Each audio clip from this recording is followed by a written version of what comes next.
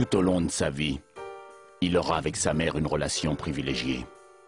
Il admire par-dessus tout sa force, son esprit combatif.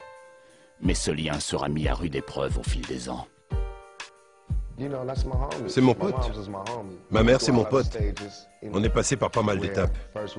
D'abord mère-fils, puis sergent-instructeur, élève-officier, et après dictateur-pays. Ensuite, je suis parti vivre seul, puis je suis revenu tel le fils prodigue. Elle respecte l'homme que je suis, et je respecte la mère pour tous ses sacrifices. C'est mon ami. Mais je suis comme tous les jeunes noirs ou les latinos, comme tous les mecs en fait. Mais en particulier quand on grandit dans le ghetto, on adore nos mères qui nous ont élevés seuls, car ça crée des liens plus forts. Tu sais, depuis tout petit, tu te dis « j'aimerais toujours ma maman » et ça dure depuis des années. Quant au père de Tupac, c'est un sujet plus délicat. Son père biologique serait Billy Garland, un Black Panther. Mais c'est un petit malfrat, Legs, que Tupac reconnaît comme son père. Legs servira de base à son image de voyou. Le rôle et l'abandon des deux hommes auront des conséquences marquantes sur la double personnalité de l'homme que deviendra Tupac. La dualité présuppose l'existence de contradictions puissantes et profondes. Mais Tupac était à la fois voyou et révolutionnaire, deux composantes essentielles d'une vision sociale exprimée dans ses textes. Il a essayé très tôt de mettre en avant cette tradition révolutionnaire de l'émancipation. Tupac a été élevé dans l'idée d'être un soldat, un guerrier. Cet aspect radical a toujours été présent dans sa musique. Il exprime un vrai discours à travers cette poésie. Les gens aiment ça. On n'est pas seulement touché par la dimension artistique de son œuvre, qui est divertissante et magnifique. On reçoit aussi le message qu'il fait passer, ce que la vie lui a appris. Il délivre un message. Il parle de ses principes, des thèmes qu'il répète comme des leitmotifs. Puis il s'est identifié aux hustlers, aux voyous qui doivent se débrouiller dans la rue. Pour moi, la thug life sera toujours une réalité. Cet esprit thug auquel Tupac adhérera est la reconnaissance de ses origines, mais il en sera aussi prisonnier. Un phénomène classique dans le hip-hop. Plus les choses empirent, plus on est adulé. Les médias ont choisi cet aspect négatif.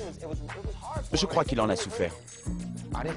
Je n'ai pas créé la thug life, je l'ai diagnostiquée. Comme un médecin qui dirait « voici le virus du sida ». Ce n'est pas lui qui a fabriqué le sida, il l'a diagnostiqué. Il n'est pas responsable de tous les cas de sida, il apporte une information et cherche un remède. C'est ce que j'ai fait avec la thug life. Au-delà de l'esprit de bravade et de l'insolence, la mentalité thug est déterminée par une misère inéluctable. Le mépris de la pauvreté, mépris qui a grandi en Tupac durant son enfance. Je crois qu'on ne peut pas gommer les énormes difficultés matérielles qu'a connues Tupac. L'engagement contestataire d'Afeni lui interdit quasiment de pouvoir garder un travail. En parallèle, le parti commence à se disloquer sous les pressions internes et externes. Les revendications d'égalité et d'unité cèdent la place au principe du chacun pour soi. Il croyait aux notions du pouvoir au peuple et du partage des richesses. Mais Tupac a vu l'antagonisme entre les idéaux et la réalité. L'engagement de sa mère a eu pour conséquence qu'il lui était impossible de gagner sa vie. Le parti ne l'a pas aidé et Tupac a vu cette contradiction. La thug life était la critique explicite d'un militantisme qui les laissait sans un sou. Curieusement, à la même période, dans les années 70, existait un mouvement de masse lorgnant vers un certain narcissisme, un culte du moi, un individualisme acharné sans état d'âme, une moralité de gangster au sein du capitalisme américain. Et ce n'était qu'un aperçu de ce qui devait suivre. Oppression criminelle.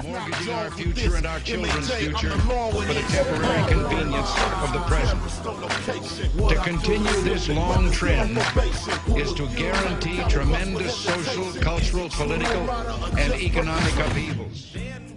Puis, les années 80 voient naître une économie du crack. Cela signifie l'émergence d'une criminalité liée au crack, avec son cortège de junkies qui s'organise dans ces enclaves de terreur nommées ghettos. Les Reaganomics, disait Jesse Jackson, ont pris aux pauvres pour donner aux riches. Ces principes impitoyables atteignent la communauté urbaine qui fait les frais de la récession des années 80. En 1986, Afeni et Tupac quittent New York et s'installent à Baltimore. C'est ici qu'il verra dans l'art une possible échappatoire. Il est allé à l'école du spectacle. Il se plonge dans le théâtre et se met à lire avec avidité. Mais il doit de nouveau se transplanter. Cette fois-ci, à Marine City, en Californie. Sa famille, comme tant d'autres, est brisée par le régime républicain. Afeni la militante devient Afeni la dépendante. À Marine City, il y a une seule route qui traverse la ville. On passe le commissariat, la caserne de pompiers, et on tombe sur le liquor store. Il n'y a pas d'épicerie à Marine City, seulement ce grand liquor store. Et en surplomb, tu vois ces collines sinistres, avec les plus belles maisons de la ville qui te rappellent tout ce que tu n'as pas. Il se lance dans la musique. Apparemment, ses premiers morceaux sont assez ordinaires, axés sur les biens matériels. Mais ils ont un contenu politique, ce qui n'a rien de banal. Cela saute aux oreilles. J'ai su tout de suite que je me trouvais en présence de quelqu'un d'excessivement brillant et magnifique. Il avait sa place parmi les plus grands auteurs. Je l'ai tout de suite su. Il n'a qu'à regarder alentour pour trouver l'inspiration. Le délabrement qu'il avait fui à Baltimore s'affiche à Marine City. Le crack s'est niché dans toutes les communautés noires des USA. Que l'on croit ou pas au dossier du sang José Mercury, le fait est que le ghetto en a été infesté. Le gouvernement a fait la sourde oreille devant l'infection massive des territoires urbains par le crack qui semait la discorde dans les familles. Comme a dit Joseph Marshall, le crack a réussi là où 300 ans d'esclavage ont échoué. Il a sapé l'intégrité de la famille dans la communauté noire en créant un produit de base pour lequel les Noirs se sont mis à s'entretuer. Tupac en a vu les conséquences avec sa mère, victime de l'antinomie entre les promesses d'une révolution noire et la résignation à la pire forme que puisse prendre une dynamique anti-révolutionnaire, la dépendance. Le spectacle de cette déchéance forge en lui une force analogue à celle qu'Afeni avait voulu lui insuffler dans les années 70. Il a une volonté farouche de s'élever, une soif d'apprendre et de se dépasser. Pour connaître Tupac, il faut savoir qu'il a lu énormément. Il a dévoré assez de livres pour remplir une bibliothèque.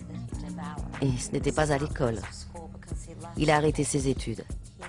Il a préféré quitter le lycée pour poursuivre sa carrière. Il avait toujours un livre. Les gens ne savent pas ça. Plus il lit, et plus il a la conviction d'appartenir à une race jetable, dont l'extinction a été délibérément orchestrée.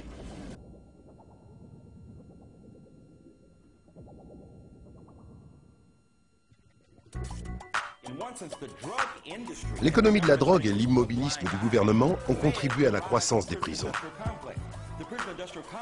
À savoir qu'on enferme une plus grande proportion de gens de couleur que de blancs, pourtant majoritaires, pour de simples délits. Ça se voit avec la loi des 3 délits. Et au nombre de prisons qu'on construit. On vend de l'espace carcéral. La prison, ça rapporte gros. Je sais de quoi je parle, j'y suis. Tu payes pour le téléphone, les écarts de conduite. La prison, ça rapporte gros. Une prison nourrit toute une ville. Celle-ci fait vivre toute la ville. Tout le monde y travaille, ou presque. Donc pas de criminels, pas de travail. Le système pénitentiaire s'est énormément développé. La croissance du nombre de détenus, plus de 2 millions dont la moitié sont noirs ou latinos, révèle très clairement le mépris outrancier du gouvernement pour la vie de ces populations. Celui-ci ne veut intégrer ni blancs ni noirs susceptibles d'avoir un pouvoir de contrôle. L'appareil d'État opprime les populations noires et latinos. Vu sous cet angle, on se rend compte que la balance ne penche pas de notre côté. Il faut penser autrement. Il faut observer le jeu, épier les règles. Les règles de la vie, il faut bien les observer.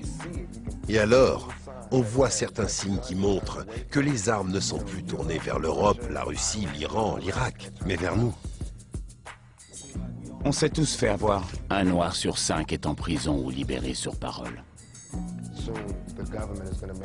Le gouvernement prend les jeunes noirs et latinos pour cible privilégiée. De toutes ces forces armées, ces condamnations, ces armes les plus sophistiquées, l'ennemi c'est nous. Si on ne fait rien pour enrayer ça, on va droit dans le mur. Donc si on peut quitter la partie tant qu'il est temps, c'est bon. Mais si on s'y est déjà trop engagé, alors il faut essayer de dédommager la communauté.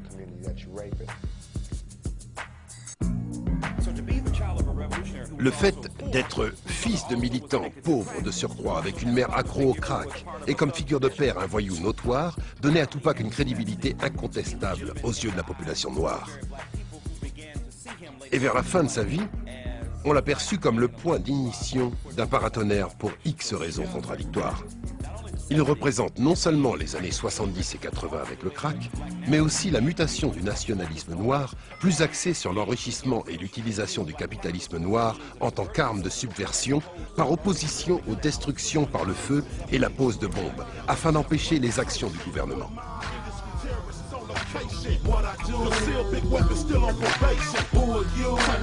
Le ghetto pour destin.